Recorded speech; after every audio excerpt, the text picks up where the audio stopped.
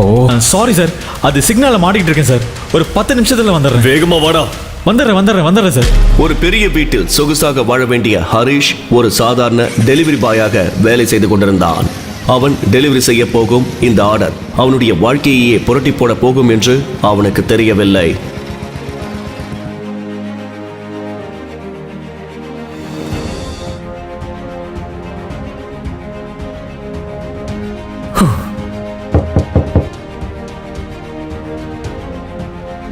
எவ்வளோ நேரம்டா தற்கூரி?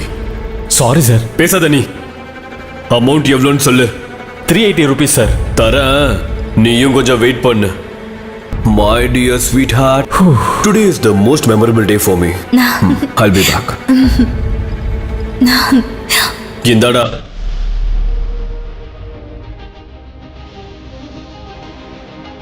அப்பொழுது உள்ளே நின்று கொண்டிருந்த பெண்ணின் முகத்தை பார்த்த ஹரிஷுக்கு தூக்கி வாரி போட்டது.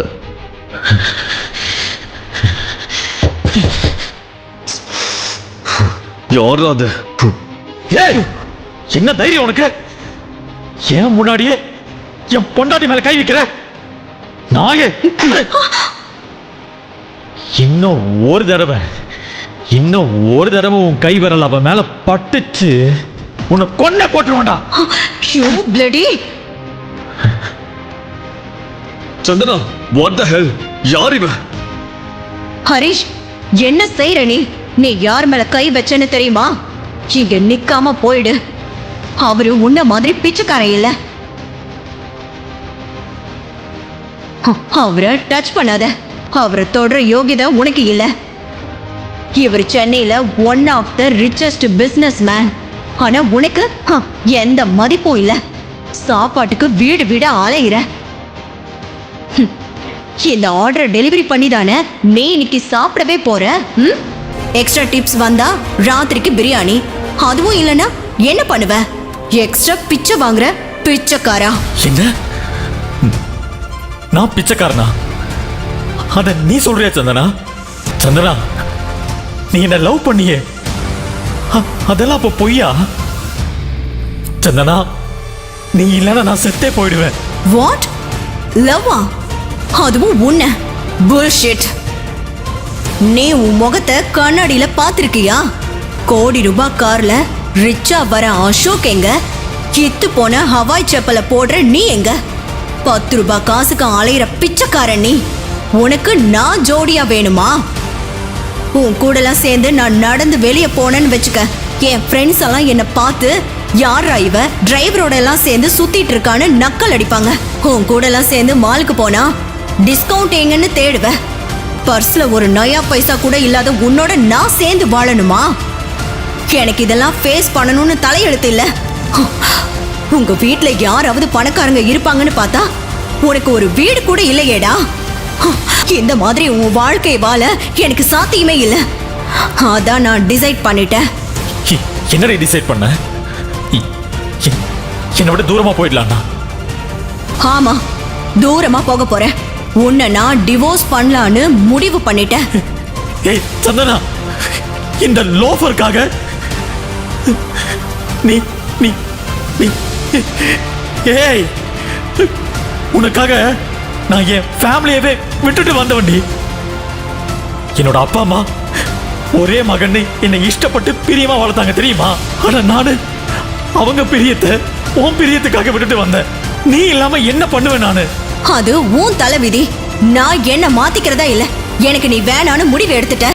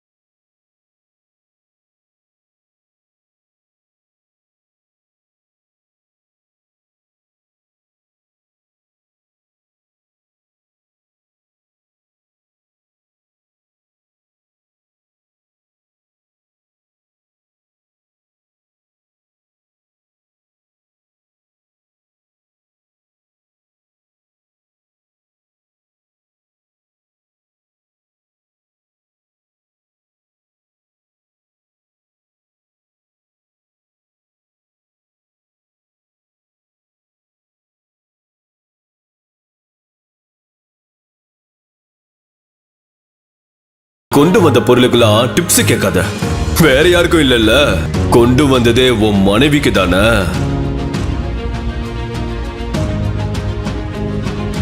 ஹரிஷ், இங்க முறைச்சிட்டு இருந்தா எதுவும் மாற போறதில்ல. உன்னை பார்த்தாலே இரிட்டேட் ஆகுது. நீ பத்திரமா பாத்துக்காததுனாலதான் நான் உன்னை முடிச்சுக்க போறேன். வெயிட் சந்தனா, அதுக்குள்ள முடிச்சிட்டியா? இன்னொரு நிமிஷம் இங்க நின்னா உன்னை கொன்னுடுவேன். Get out.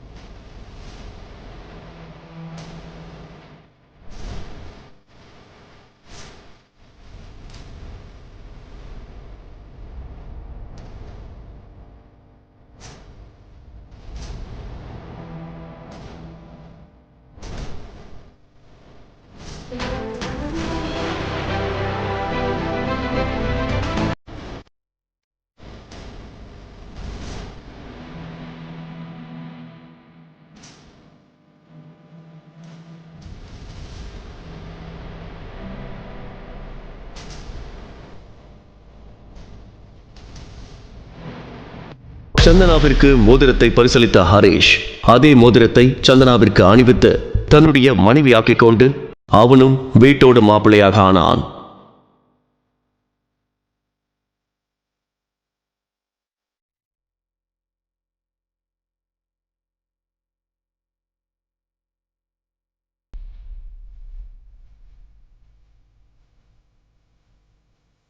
Excuse me sir. இது எப்படிப்பட்ட ப்ராஜெக்ட் தெரியுமா? பாரு, தப்பா இருக்கு. நீ நாளில இருந்து வேலைக்கு வர வேணாம். அது கெட் அவுட்.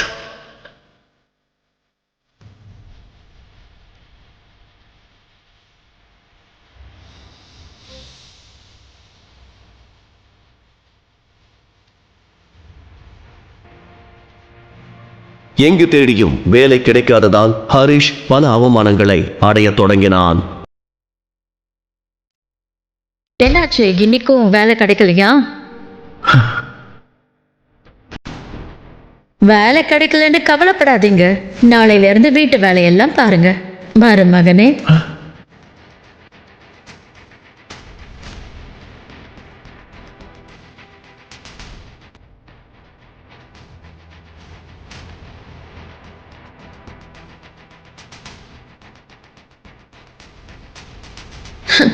ஒன்றும் பிரச்சனை இல்லை. இன்னொரு தடவை கிளீன் பண்ணு. என்னடா இப்படி வீட்டு வேலை செய்கிறோமேன்னு கவலைப்படாத.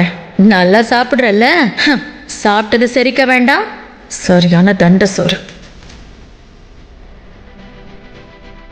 எல்லார் வீட்லேயும் ஆம்பளைங்க உழைக்கிறாங்க, பொம்பளைங்க குடும்பத்தை பார்த்துக்கிறாங்க. ஆனால் நம்ம வீட்டில் எல்லாம் உள்டாதான். மக சம்பாதிக்கிறா, மருமக எல்லாத்தையும் காலி பண்ணுறாரு. என் பொண்ணுக்காக நான் எவ்வளோ கனவு கண்டு வச்சிருந்தேன். நீ வந்து அது எல்லாத்தையும் கெடுத்து குட்டிச்சவராக்கிட்ட.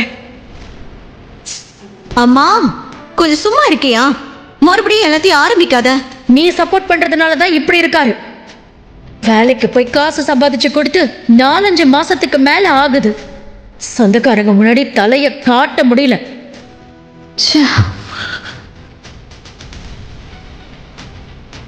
சந்தனா, இன்னும் காலம் இருக்கு. முதல் வேலையா டிவோர்ஸ் கொடு இவனுக்கு. நானே நல்ல சம்பந்தமா பார்த்து கல்யாணம் பண்ணி வைக்கிறேன். அம்மா, நான் ஆபீஸ் டென்ஷனையே பார்க்க முடியாம இருக்க, இதுல நீ வேற. எனக்கு இதெல்லாம் ஒரு பெரிய ப்ராப்ளமா தெரியல. அதெல்லாம் நான் மேனேஜ் பண்ணிக்கிறேன். அது இல்லம்மா. அம்மா, தலையே போனாலும் பரவாயில்ல, நான் பாத்துக்கிறேன். ஹரிஷ் கண்டிப்பா ஒரு நாள் பெரிய ஆளா வருவான்.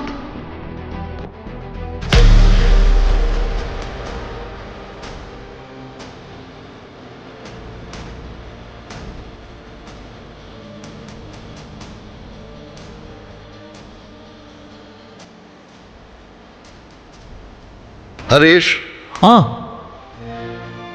ஹரீஷ், ஆ ஹரீஷ். ஆ இதோ வந்துட்டேன் மாமா. மாமா சொல்லுங்க. ஒன்றும் இல்லை, அவசரமாக நான் கொஞ்சம் ஆஃபீஸ் போகணும்.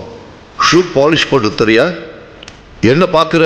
உனக்கு வேற ஏதாவது முக்கியமான வேலை இருக்கா என்ன? ஆ போடுறேன் மாமா.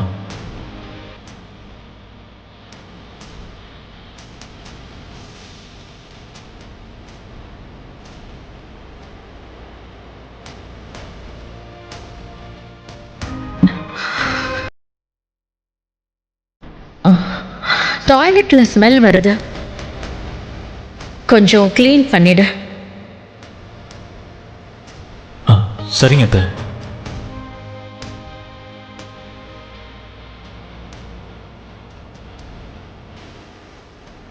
ஆ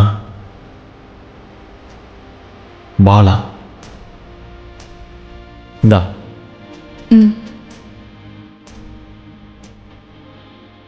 யார் அது ஃபோனில்? ஏன் கட் பண்ணி விடுற? அது என் ஃப்ரெண்டு. ஓ ஃப்ரெண்டா? பாலா தானே? அவன் ஏன் கால் பண்ணுறான்? ஏன் கேட்குற?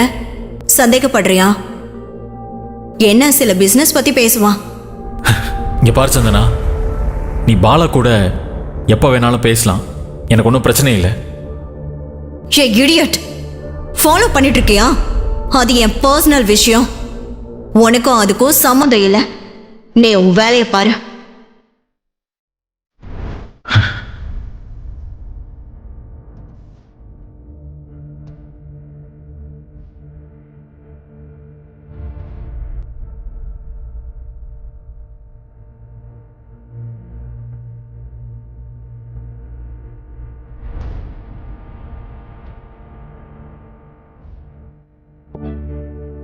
அண்ணே, அந்த கிளச் பிளேட்டை கொஞ்சம் சரி பண்ணுங்க.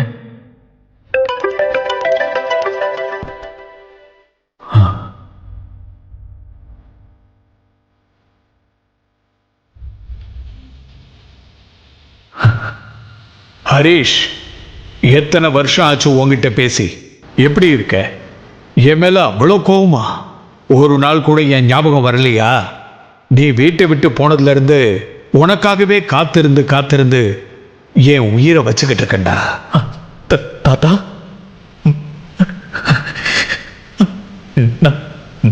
நான் நல்லா இருக்கேன் தாத்தா. அது ஒன்றும் பிரச்சனை இல்லை தாத்தா. என்கிட்டயே பொய் சொல்றியா? என்ன பிரச்சனை? உன் தாத்தாடா நானு. உன்னோட கஷ்டம் எனக்கு தெரியாதா?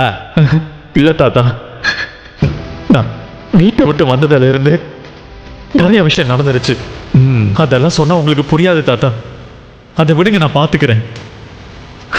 நீ ஒரு காரியம் பண்ணு, நாளைக்கு வீட்டுக்கு வா. ஒரு முக்கியமான முடிவு எடுத்திருக்கேன், அதை பத்தி உங்ககிட்ட பேசணும்.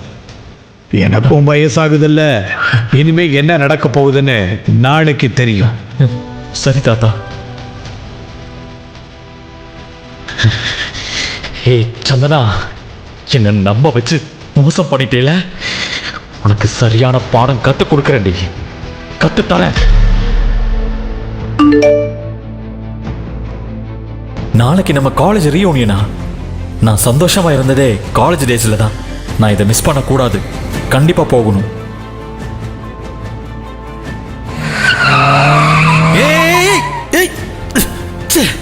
ஏய் வெளியே வா, கண்ணு தெரியல உனக்கு? எங்க பாத்துட்டு வண்டி ஓட்டுற? யூ ராஸ்கல், உனக்கு கொஞ்சம் கூட அறிவில்லையா? பாரு, என்னோட ஹோசா பிராண்ட் கார வீணாக்கிட்ட நீ. ஹே யத்விகா, நீயா?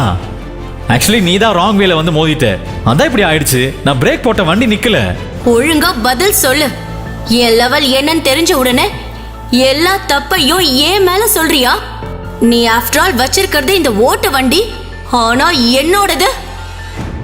ஹே, அவங்க சினிமா ஹீரோயின் தானே? அவங்க படம் சூப்பரா ஓடிக்கிட்டு இருக்கு. இந்த ஹோட்டலை பத்தி உனக்கு தெரியுமா? இந்த ஓட்ட பைக்கை ஓட்டிட்டு இருக்க. மேடம், நாளைக்கு நீங்க அரசு கம்பெனி ப்ராஜெக்ட்ல சைன் போட்டாகணும். இந்த இஷ்யூஸ் பெரிய ப்ராப்ளம் ஆயிட போகுது. நீங்க விடுங்க, நான் பாத்துக்கிறேன். ச்சே, மூடெல்லாம் ஆஃப் பண்ணிட்டான் லோஃபர். ஹேய், உன்னை மட்டும் சும்மா விட மாட்டேன். என்னடி நீ? அவன் உன் கிளாஸ்மேட் தானே? ஃபர்ஸ்ட் ஆஃப் ஆல் அத சொல்றதுக்கான யோகிதா அவனுக்கு இல்ல. எவ்வளவு சின்ன ஆளா இருந்தாலும் மரியாதை கொடுத்து பேசலாம்ல. எப்பா, இவனை மாதிரி ஆளை பார்த்தாலே வெறுப்பா வருது. இந்த லோ கிளாஸ் லோஃபரை யார் இன்வைட் பண்ணது? ச்சே.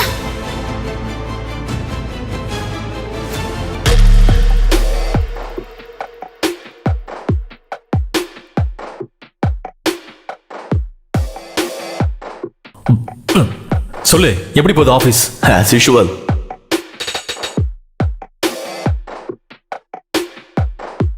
ஹே ஹரிஷ், சந்தனா உன் கூட இல்லையா இப்போ?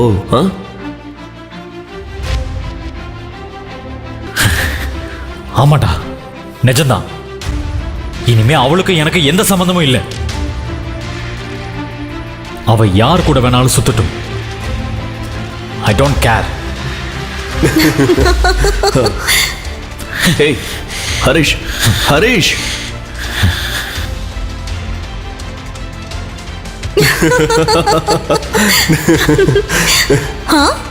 ஹே பிச்சைக்காரனே, இந்தா நீ gift கொடுத்த செகண்ட் ஹேண்ட் போன். இத நீ வச்சு சேல் பண்ணிக்க. 2 வேளையாவது சாப்பிடலாம். அதனால கண்ட ராத்திரியில பிச்சை எடுக்க அவசியம் இல்லை. சந்தனா, உன்னை சொல்லட்டுமா? நம்ம சில்வர் ஸ்கிரீன் மீடியால இவனுக்கு ஒரு ஆபீஸ் பாய் வேலை கொடுத்தா என்ன? பாவம், சாப்பாடு கூட இல்லாம கஷ்டப்படுறான். ஆமாண்டா, அது எப்படி நீ ஏன் சந்தனாவோட ஹஸ்பண்டா இருந்தா சரியா 2 வேளை சாப்பாடு கொடுக்க கூட யோக்கியதை இல்ல. இன்னொரு தடவை என் சந்தனா கண்ணுல பட்ட மவன. ஓ பேபி, இந்த 3rd கிளாஸ் கிட்ட நமக்கு என்ன பேச்சு? வா, நம்ம டின்னருக்கு வேற ஏதாவது ரொமான்டிக் பிளேஸ்க்கு போவோம்.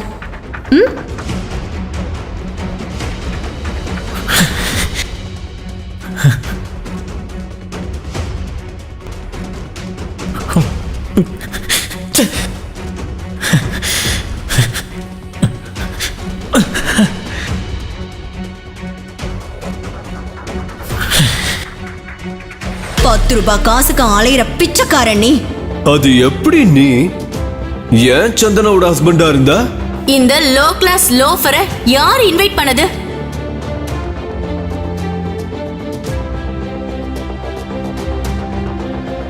இந்தியாவின் மிகப்பெரிய நிறுவனமான அரசு குரூப் ஆஃப் மீடியாவின் தலைமை நிர்வாக அதிகாரி மாறியுள்ளார். அதனுடன் அரசு media silver screen media private limited நிறுவனத்தில் முதலீடு செய்கின்றனர். அரசு மீடியா பிரைவேட் லிமிடெடின் புதிய CEO யார்? அனைவரும் ஆவலுடன் எதிர்பார்த்து கொண்டிருக்கும் இந்த விஷயம் இன்னும் சில நொடிகளில் தெரிய வரும். It's time. Let's make the announcement. நமது அரசு மீடியாவின் புதிய CEO-வாக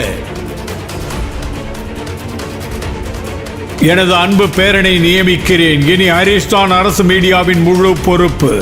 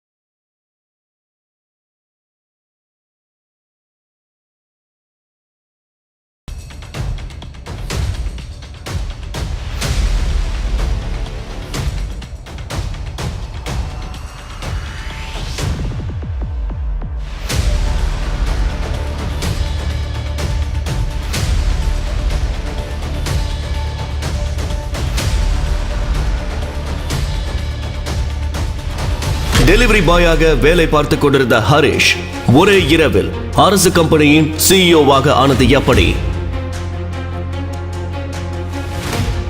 ஹரிஷ் ஏன் தன் உண்மையான அடையாளத்தை மறைத்து ஏழையாக வாழ்ந்தான்? இதன் பின்னணியில் உள்ள மர்ம ரகசியம் என்ன?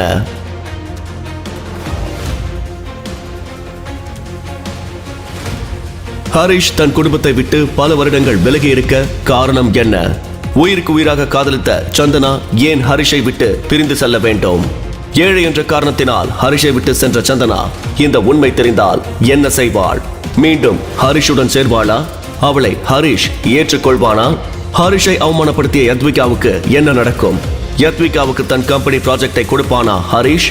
அடிக்கடி அசிங்கப்படுத்தும் தன்னுடைய மாமியார் திலகவதிக்கு ஹரிஷ் அரசு மீடியாவின் சிஇஓ என தெரிந்தால் என்ன நடக்கும்? இந்த சுவாரஸ்யமான கேள்விகளுக்கு விடை தெரிய தி கிங்